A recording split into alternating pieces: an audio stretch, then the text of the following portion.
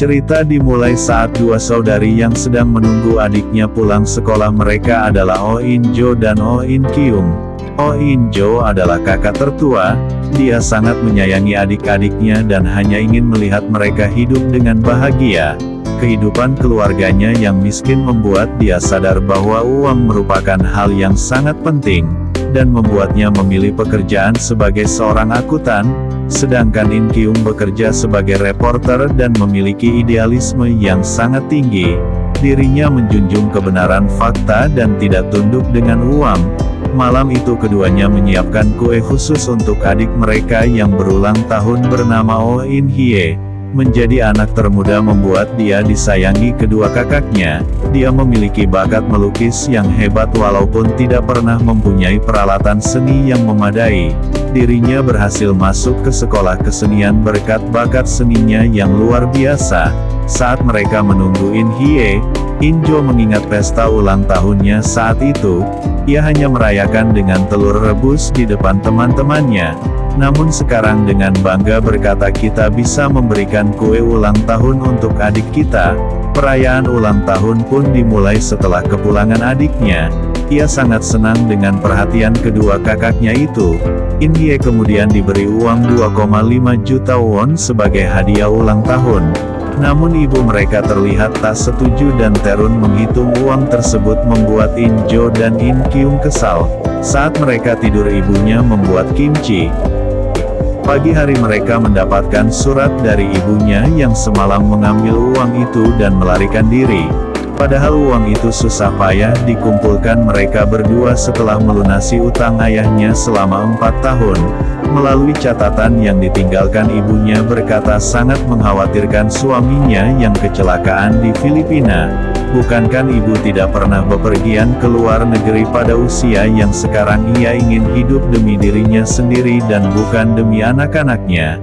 In Jo pun marah lalu menenangkan In Hye sambil berkata, ada sebagian orang yang sebaiknya tidak menjadi seorang ibu, kebetulan orang itu adalah ibu kita.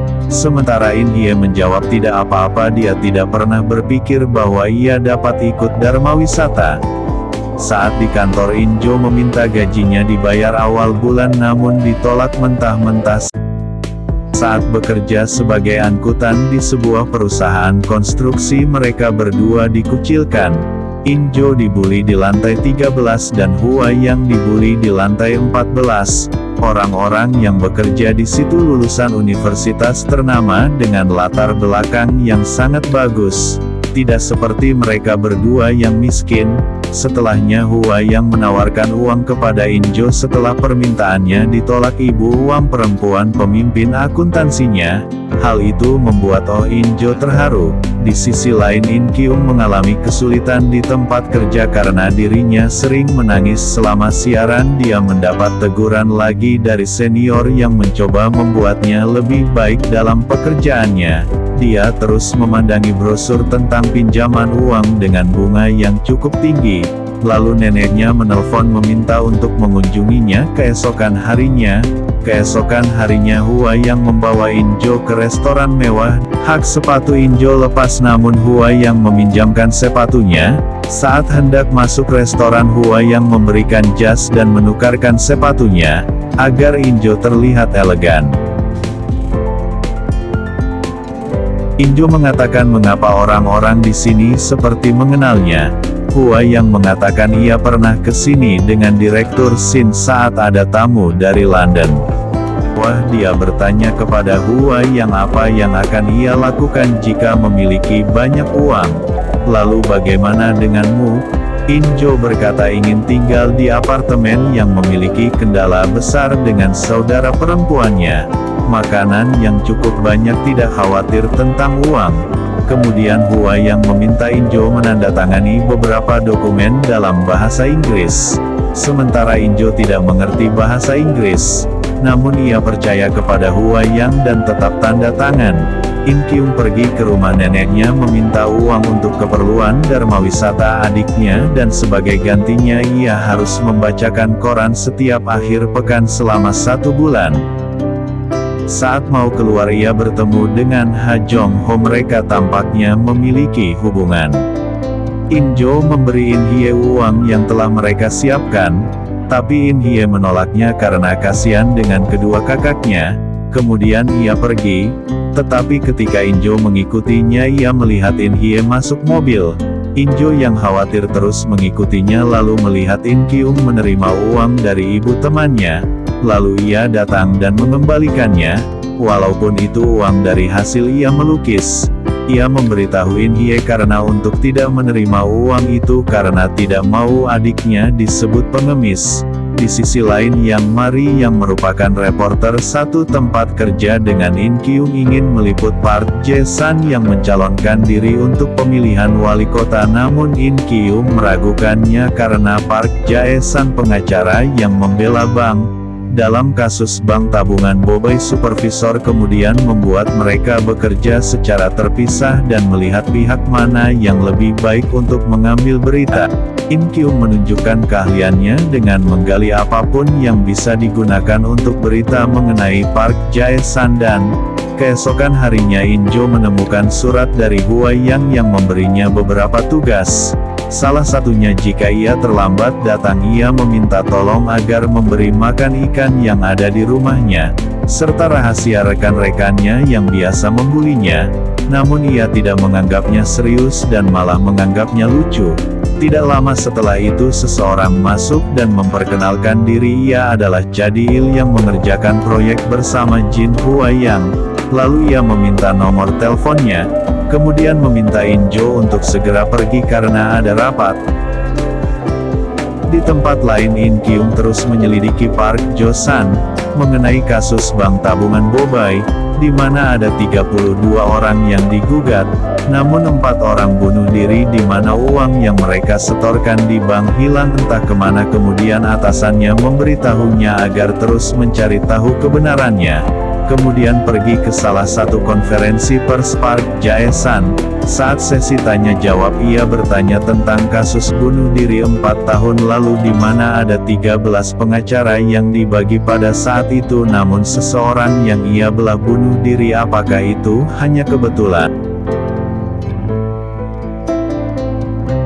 Saat ia hendak keluar Park Jae-san bertanya mengapa ia bertanya tentang kasus yang sudah 4 tahun berlalu.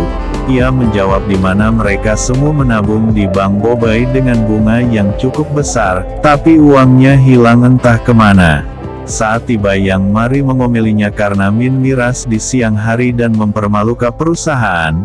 Atasannya datang.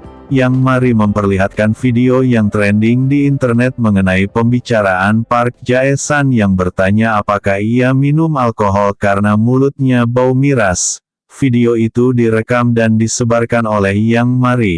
Ternyata obat kumur yang dia minum beberapa kali sehari adalah miras. Saat makan siang Chadoil memberitahunya bahwa Wai Yang tak bisa dihubungi padahal seharusnya ia sudah sampai di Korea 2 hari yang lalu. In Jo lalu menelponnya namun tak aktif. Lalu ia pergi ke rumah Hua Yang.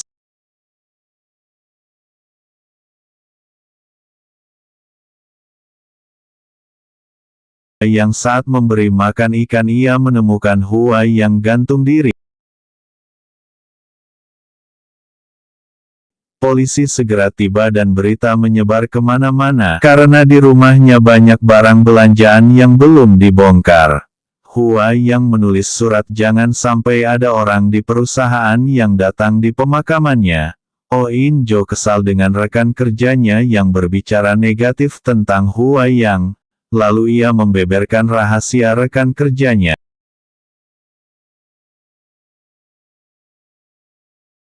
Tidak lama dia dipanggil oleh direktur untuk pertemuan di mana mereka mengungkapkan bahwa Hua Yang telah menggelapkan dana perusahaan sebesar 70 miliar won. Mereka sadar bahwa In Jo dekat dengannya dan sekarang menginginkan bantuan In Jo untuk mendapatkan dana gelapnya, tapi In Jo tidak setuju dan mengundurkan diri dari pekerjaannya. Karena ia belum bisa percaya kalau Hua Yang menggelapkan dana perusahaan. Terlebih lagi ia benci orang di perusahaannya yang berbicara negatif tentang Hua Yang. In Kyung diskors dari pekerjaannya selama 1 bulan, karena penyalahgunaan alkohol selama bekerja. dalam perjalanan pulang ke rumah. Dia mendapat telepon dari pusat yoga yang sering dikunjungi Huai yang bahwa keanggotaannya telah berpindah ke dirinya. Ia segera ke sana setelah sampai ia membuka loker. Saat ia membuka tas ternyata tas itu berisi uang dan terdapat surat di sana. Ia mengatakan terima kasih telah baik kepadanya, berharap Injo bisa tinggal di apartemen berjendela besar bersama adik-adiknya. Film pun berakhir.